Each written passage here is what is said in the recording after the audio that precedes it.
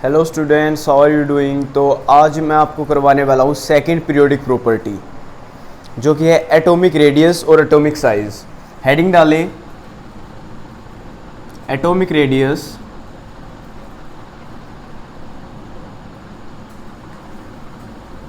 And size. तो सबसे पहले देखो, मैं आपको बेसिक बात बता रहा हूँ कि एटॉमिक रेडियस हम किस चीज़ को कहते हैं। एटम आप सभी जानते हैं कैसे बना है। सेंटर में क्या होता है? पॉजिटिव न्यूक्लियस, जिसमें कि प्रोटॉन होते हैं और न्यूट्रॉन होते हैं, और उसके चारों तरफ क्या घूमते हैं? इलेक्ट्रॉन्स घूमते हैं। अब अलग अलग शेल में इलेक्ट्रॉन हो सकते हैं। मान लो ये लास्ट शेल में इलेक्ट्रॉन है, ये बीच में न्यूक्लियस है, तो जो लास्ट इलेक्ट्रॉन होगा और न्यूक्लियस के बीच में जो डिस्टेंस होगा, इसको हम क्या कहेंगे? Atomic radius. डेफिनेशन भी लिख लें, it is the average distance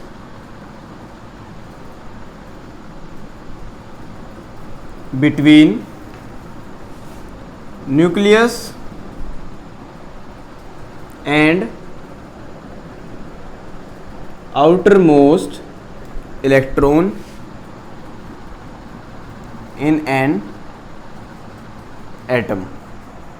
nucleus और आउटर मोस्ट इलेक्ट्रॉन के बीच में जो डिस्टेंस है, उसी को क्या कहेंगे? एटम का रेडियस। उतना बड़ा है एटम, क्योंकि उसके बाद तो कोई इलेक्ट्रॉन प्रेजेंट ही नहीं है, वहीं तक एग्जिस्टेंस है एक एटम की। अब जो एटॉमिक रेडियस है, उसको जो कैलकुलेट करना होता है बहुत मुश्किल होता है। कुछ रीजन है उसके पीछे। क्या क्या रीजन है? सबसे पहले तो देखो, एटम ये तो है नहीं कि एटम हमने निकाला और मेजर कर लिया। तो सबसे पहला पॉइंट तो यही है कि it is difficult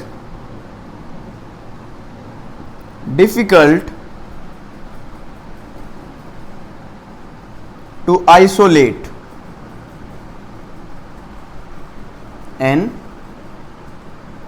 atom. Atom को आइसोलेट करना बहुत ही डिफिकल्ट है। इस वजह से क्या होता है कि उसका रेडियस निकालना ही बहुत ही मुश्किल चीज़ है। सेकंड जो पॉइंट है वो है कि इसकी डेफिनेट बाउंड्रीज नहीं होती। अब डेफिनेट बाउंड्रीज कैसे नहीं होती?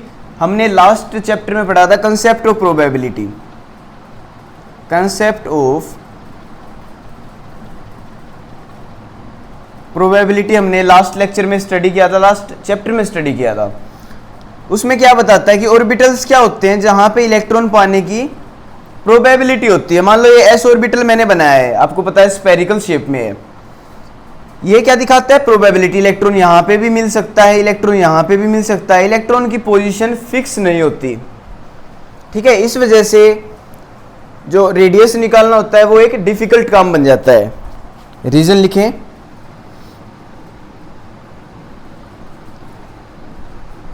Because atom do not have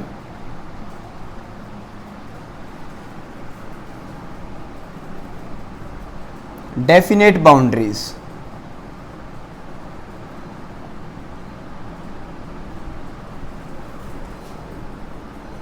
क्यों नहीं होती? Because of concept of probability. Because of concept of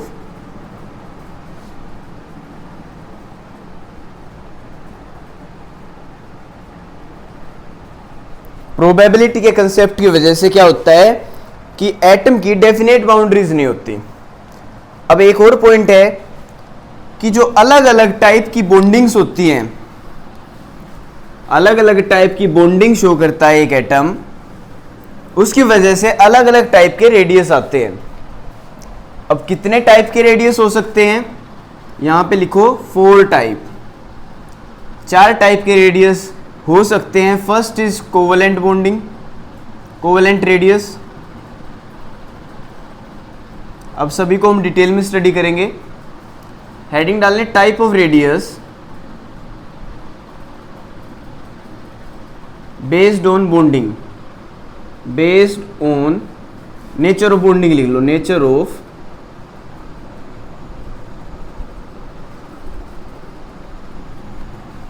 अलग अलग टाइप के रेडियस होते हैं, डिपेंड करते हैं कि बॉन्डिंग किस टाइप की है। अब कोवेलेंट रेडियस कौन सा होता है? कोवेलेंट बॉन्ड के केस में होता है।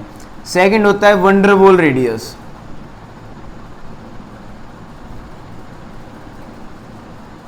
थर्ड होता है मेटेलिक रेडियस। फोर्थ होता है आयनिक रेडियस। अब हर एक को हम डिटेल में स्टडी करेंगे। फर्स्ट स्टार्ट करते हैं कि कोवेलेंट रेडियस क्या होता है। फर्स्ट स्टार्ट करते हैं कोवेलेंट रेडियस से।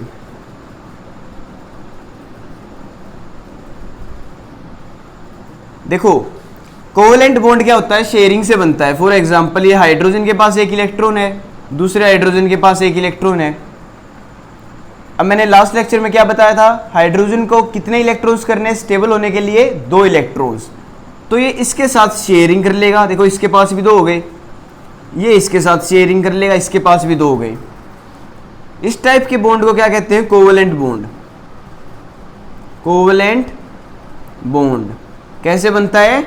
शेयरिंग से, शेयर कर रहे हैं। अब कोवेलेंट रेडियस क्या होता है? जो 2 बॉन्ड्स होते हैं उनमें न्यूक्लियस भी है, उनको अटैच कर दो और उसका 1/2 डिस्टेंस।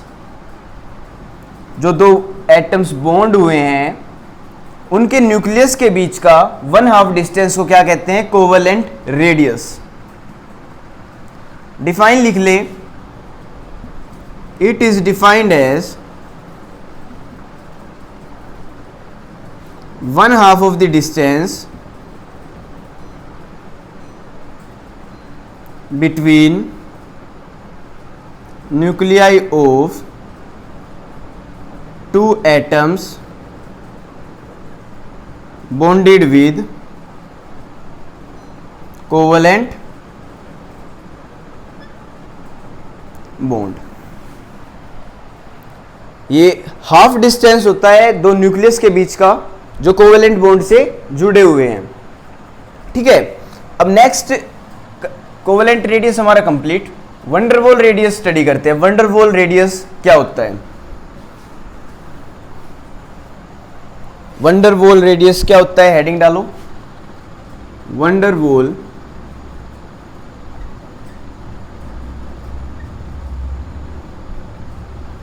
रेडियस। देखो वंडरवॉल आपकी फर्स्ट टाइम टर्म आई है। अब कोवेलेंट बॉन्ड में आपको पता है, आप जूनियर क्लास में स्टडी करके आए हो कि क्या होता है?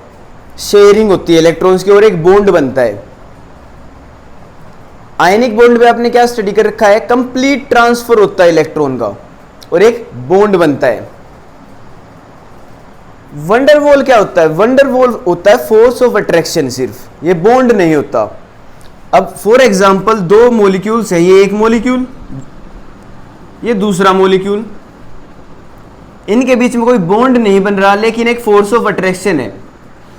फोर्स ऑफ अट्रैक्शन है, जैसे मैग्नेट्स के बीच में हो सकता है फोर्स ऑफ अट्रैक्शन हो सकता है, चाहे वो अटैच ना हो एक दूसरे से, उनके बीच में फोर्स ऑफ अट्रैक्शन रहेगा। वैसे ही 2 मॉलिक्यूल्स के बीच में फोर्स ऑफ अट्रैक्शन होता है, इसको हम कहते हैं वंडरवॉल फोर्स। और जो करीबी मॉलिक्यूल्स हैं उनके जो न्यूक्लियस हैं उनके बीच का 1/2 डिस्टेंस, इसको क्या कहते हैं? Van der Waals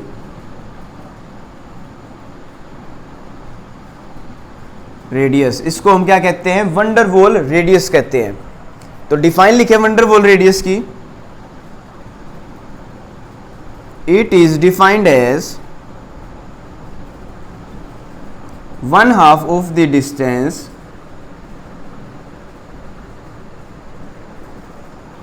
between nuclei of 2 non-bonded atoms। Non bonded पे अंडरलाइन कर लेना क्योंकि ये क्या होता है? नॉन बॉन्डेड एटम्स के बीच का निकालते हैं। ऑफ नियरिंग नियरेस्ट नेबर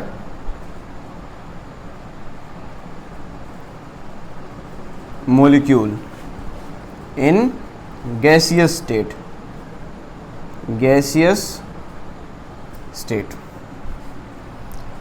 तो वंडरवॉल रेडियस क्या होता है? दो एटम्स के बीच का डिस्टेंस, न्यूक्लियस का distance of nearing neighbour molecule. इसके पास में, सबसे पास में जो मॉलिक्यूल होगा उसके एटम के न्यूक्लियस और इसके एटम के न्यूक्लियस का 1/2 डिस्टेंस, उसको हम क्या कहेंगे? Van der Waals radius. अब एक नोट करके एक चीज लिख लो। पहले तो आपसे ये क्वेश्चन है कि वंडरवॉल रेडियस ज्यादा बड़ा होगा या कोवेलेंट रेडियस ज्यादा बड़ा होगा? कोवेलेंट रेडियस होता है ये, वंडरवॉल रेडियस होता है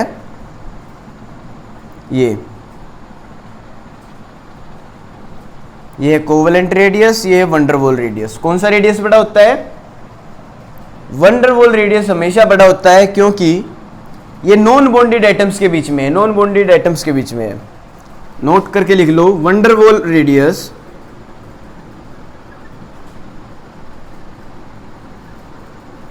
is always bigger than covalent radius as it is 1/2 of distance between two non-bonded atoms। ये नोट करके लिख लो, कभी भी क्वेश्चन आ जाए कि कौन सा रेडियस बड़ा होता है, कोवेलेंट या वंडरवॉल, आपको क्या बताना है? Van der Waals radius. तो वंडरवॉल रेडियस हमारा कंप्लीट हुआ। अब नेक्स्ट बढ़ते हैं मेटेलिक रेडियस पे। मेटेलिक रेडियस क्या होता है, किसको कहते हैं? जैसा कि मैंने स्टार्टिंग में बता रखा है, नेचर ऑफ बॉन्डिंग पे डिपेंड कर रहे हैं सारे के सारे। कोवेलेंट में कोवेलेंट बॉन्ड बन रहा था, वंडरवॉल रेडियस था जिसमें वंडरवॉल फोर्स ऑफ अट्रैक्शन था। मेटेलिक रेडियस क्या होता है? मेटेलिक रेडियस होता है defined as 1/2 of the distance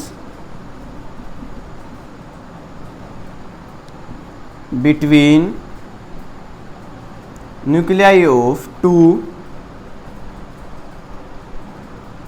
metallic atoms। इसमें क्या केस डिफरेंट है? बस मेटेलिक एटम्स हैं।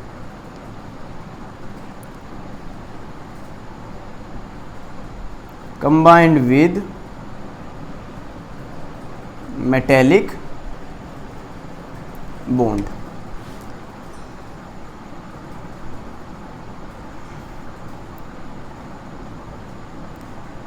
दो मेटेलिक एटम्स हैं, कंबाइन कर रखा है मेटेलिक बॉन्ड से। ये क्या है? मेटेलिक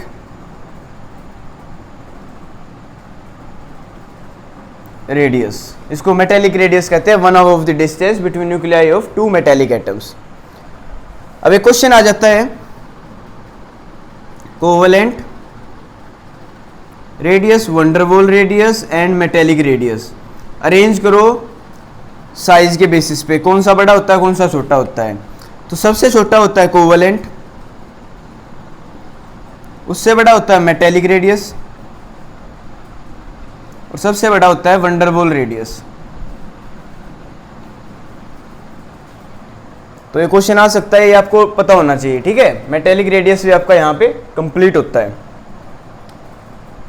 नेक्स्ट अब स्टडी करना हमें ionic radius.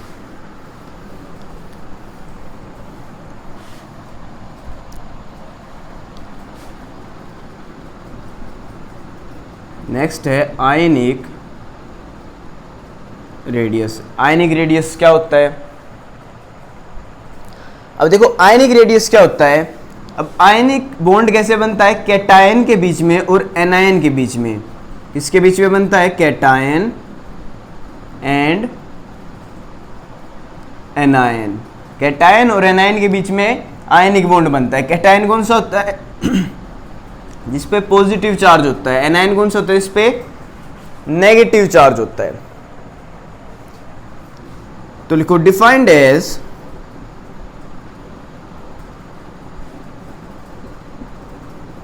distance up to which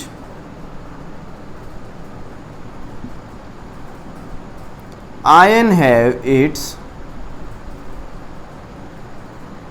influence in an ionic bond. Meaning समझते हैं डायग्राम के साथ।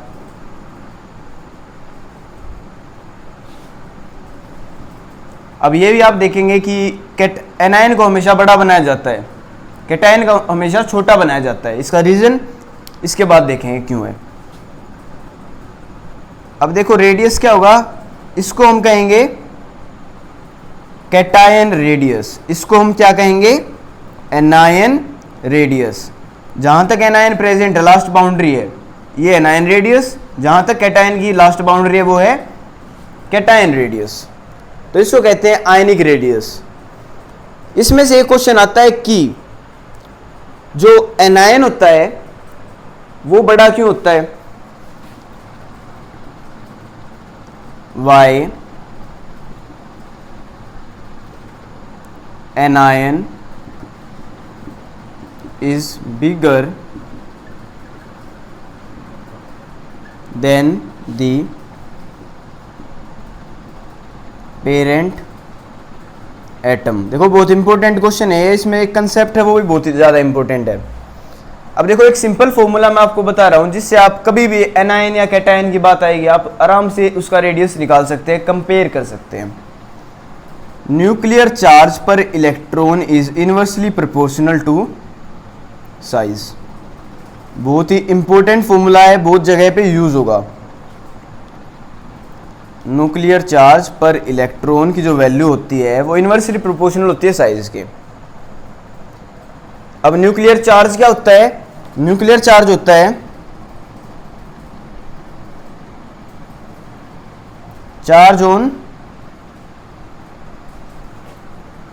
न्यूक्लियस। न्यूक्लियस पे कितना चार्ज है। अब न्यूक्लियस पे कितना चार्ज होता है, न्यूक्लियस के अंदर क्या होते हैं, प्रोटॉन्स। अब हाइड्रोजन का एग्जांपल लो आप, हाइड्रोजन में कितने प्रोटॉन है, एक प्रोटॉन है। और मैंने क्या बता रखा है कि एक प्रोटॉन पे कितना चार्ज होता है, +1। अब मान लो लिथियम है, लिथियम में कितने प्रोटॉन होते हैं, 3 प्रोटॉन, तो इसका न्यूक्लियर चार्ज कितना होगा, +3, क्योंकि इसके अंदर कितने प्रोटॉन है, 3 प्रोटॉन, जिनका कितना चार्ज है, एक प्रोटॉन का +1 +1 +1 +1 +3 हो गया। ये होता है न्यूक्लियर चार्ज। और इलेक्ट्रॉन क्या होता है, कितने इलेक्ट्रॉन्स प्रेजेंट हैं। ठीक है, नॉर्मल केस में क्या होता है, number of proton is equal to number of electron. पर एनायन क्या होता है, एनायन क्या होता है, नेगेटिव चार्ज, नेगेटिव चार्ज होता है एनायन। एग्जाम्पल के साथ समझते हैं, O एंड O नेगेटिव। इसका nuclear charge per electron ratio निकालते हैं। नंबर ऑफ प्रोटॉन कितने होते हैं ऑक्सीजन में, 8, इलेक्ट्रॉन कितने होते हैं, 8, तो क्या आ गया रेशियो 1। ठीक है, अब इस केस के लिए निकालते हैं, नंबर ऑफ प्रोटॉन्स कितने हैं, 8, इलेक्ट्रॉन्स कितने, 8, माइनस साइन है मतलब +1, 8/9, ये क्या आया, लेस देन 1, लेस देन 1। अब ये कम आया है, अगर ये कम होगा, इनवर्सली प्रोपोर्शनल क्या होता है, ये वैल्यू अगर कम होगी तो साइज ज्यादा होगा, ये वैल्यू अगर कम होगी तो साइज क्या होगा, ज्यादा होगा। तो इसका क्या है, साइज मोर, साइज क्या है, ज्यादा। और ये क्या है, anion, why anion is bigger than its parent atom, ये पेरेंट एटम है, ये इसका एनायन है। तो रीजन क्या लिखना है, एक बार मैं डिक्टेट कर रहा हूं, लिख लो, anion is bigger than its parent atom because in case of anion nuclear charge per electron decrease, hence size increase. अब इसी से रिलेटेड एक नेक्स्ट क्वेश्चन भी आ सकता है,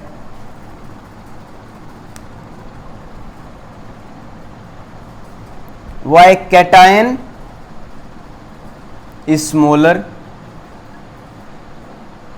than its parent atom। Cation का एग्जांपल ले लेते हैं, सोडियम का। पेरेंट एटम ये है, पेरेंट एटम मतलब जिस पे कोई चार्ज ना हो, ये है Na पॉजिटिव। इसका न्यूक्लियर चार्ज पर इलेक्ट्रॉन निकालते हैं, 11 होते हैं इसमें प्रोटॉन, 11। इस टाइम पे न्यूट्रल में क्या है, 11 इलेक्ट्रॉन है, 11/11 ये हो गया 1।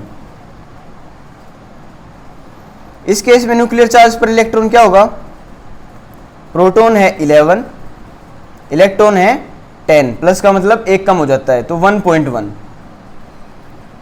तो इसमें क्या हो रहा है, nuclear charge per electron increase, ये इंक्रीज होगा तो साइज क्या होगा, डिक्रीज होगा। तो why cation is smaller than its parent atom, लिखो because in case of Na positive the ratio of nuclear charge per electron increase, hence size decrease. Important question है, आपको आना चाहिए। तो हमारे चारों रेडियस कंप्लीट हो गए। अब एक और कंसेप्ट है iso electronic species. Iso electronic species,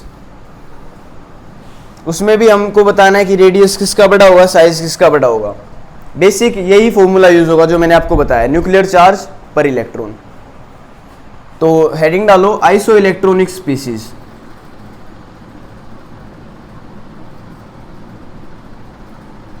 iso electronic species. तो आइसो इलेक्ट्रॉनिक स्पीसीज कौन सी होती है, ये भी क्वेश्चन आ जाता है। आइसो इलेक्ट्रॉनिक स्पीसीज वो होती हैं जिनमें नंबर ऑफ इलेक्ट्रॉन्स सेम हो। फॉर एग्जाम्पल नाइट्रोजन के ऊपर -3 charge, oxygen -2, fluorine minus, neon, Na positive, magnesium positive 2। अब देखो इसमें प्रोटॉन कितने हैं, न्यूक्लियर चार्ज पर इलेक्ट्रॉन भी साथ के साथ देखते रहेंगे। प्रोटॉन कितने हैं इसमें, 7। इलेक्ट्रॉन कितने हैं, 7, माइनस होता है तो प्लस करते हैं, +3 10। इसमें कितने होते हैं प्रोटॉन, 8। इलेक्ट्रॉन कितने हैं, 8 + 2 10। फ्लोरीन में कितने होते हैं, 9। इलेक्ट्रॉन कितने प्रेजेंट हैं, 1 माइनस है तो एक ज़्यादा, 10। इसमें 10 प्रोटॉन है, कोई चार्ज नहीं, 10 ही इलेक्ट्रॉन है। सोडियम में क्या होता है, 11 प्रोटॉन होते हैं, लेकिन यहाँ पे एक पॉजिटिव चार्ज है, मतलब एक कम होगा इलेक्ट्रॉन, 10 इलेक्ट्रॉन है। मैग्नीशियम का क्या होता है, 12 प्रोटॉन होते हैं, लेकिन +2 चार्ज है, इसलिए इसमें इलेक्ट्रॉन कितने होंगे, 10। अब सभी में क्या है, नंबर ऑफ इलेक्ट्रॉन्स सेम है। ये क्या है, आइसो इलेक्ट्रॉनिक स्पीसीज है, आइसो इलेक्ट्रॉनिक स्पीसीज। तो आइसो इलेक्ट्रॉनिक स्पीसीज वो होती है जिनमें नंबर ऑफ इलेक्ट्रॉन्स सेम होते हैं। लेकिन हम इसका साइज निकाल सकते हैं, क्योंकि हम यहाँ पे देख रहे हैं वैल्यू क्या आ रही है, 0.7, 0.8, 0.9, 1, 1.1, 1.2 न्यूक्लियर चार्ज पर इलेक्ट्रॉन की वैल्यू क्या हो रही है, nuclear charge per electron is increasing. Size क्या होगा, साइज क्या होगा, डिक्रीज, क्योंकि nuclear charge per electron is inversely proportional to size. इस फॉर्मूले से ही निकालेंगे। तो इंपॉर्टेंट है, आइसो इलेक्ट्रॉनिक स्पीसीज पता होनी चाहिए कौन सी होती है, और आपको साइज निकालना आना चाहिए कभी भी किसी भी स्पीसीज का। अब एक ये क्वेश्चन आया हुआ था एक एग्जाम में, MCQ टाइप था, साइज के बेसिस पे ही था। साइज के बेसिस पे क्वेश्चन अक्सर आ जाते हैं। तो क्वेश्चन क्या था, MCQ था O -2 which one is smallest, कौन सा सबसे छोटा होता है इनमें से। ऑप्शन दे रखे थे A, B, C, D। O -2 या सेम साइज है सभी का। तो इस टाइप के क्वेश्चन आ जाते हैं। तो हमें क्या करना है, सबसे पहले nuclear charge per electron ratio निकालना है, ठीक है। ऑक्सीजन का न्यूक्लियर चार्ज पर इलेक्ट्रॉन क्या होगा, न्यूक्लियर चार्ज तो 8 है, इलेक्ट्रॉन भी 8 है, 1 O माइनस, न्यूक्लियर चार्ज 8 है, इलेक्ट्रॉन 9 है, ठीक है, इसकी वैल्यू 1 से कम आएगी, O माइनस 2, न्यूक्लियर चार्ज 8 है, इलेक्ट्रॉन 10 है, 0.8। अब देखो न्यूक्लियर चार्ज पर इलेक्ट्रॉन जैसे मैंने बता रखा है इनवर्सली प्रोपोर्शनल टू साइज। सबसे छोटा कौन होगा, जिसका सबसे बड़ा न्यूक्लियर चार्ज पर इलेक्ट्रॉन आया है, इसका 1 है, इसका 1 से कम है, इसका 0.8 है। तो सबसे ज्यादा किसका है, ऑक्सीजन का। न्यूक्लियर चार्ज पर इलेक्ट्रॉन सबसे ज्यादा किसका है, ऑक्सीजन का। तो साइज सबसे छोटा किसका होगा, ऑक्सीजन का ही, क्योंकि इनवर्सली प्रोपोर्शनल है। तो ये पॉइंट था, ये करेक्ट आंसर था। इस टाइप के क्वेश्चन आते रहते हैं। तो आज हमने स्टडी किया एटॉमिक रेडियस कितने टाइप का होता है, आइसो इलेक्ट्रॉनिक स्पीसीज हमने की स्टडी। कल जो है हम स्टडी करेंगे एटॉमिक रेडियस का एक छोटा सा पार्ट रहता है वेरिएशन देखेंगे अलोंग द पीरियड,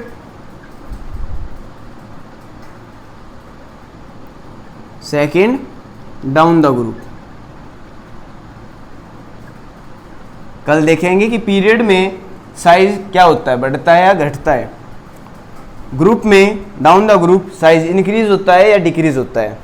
ये हम कल स्टडी करेंगे। आज के लिए इतना ही। और आज जो मैंने करवाया है इसको लिख के प्रैक्टिस करें। Nuclear charge per electron inversely proportional to size, आज ये एक इंपॉर्टेंट फॉर्मूला हमने देखा। तो मिलते हैं नेक्स्ट वीडियो में students. Till then take care, bye bye.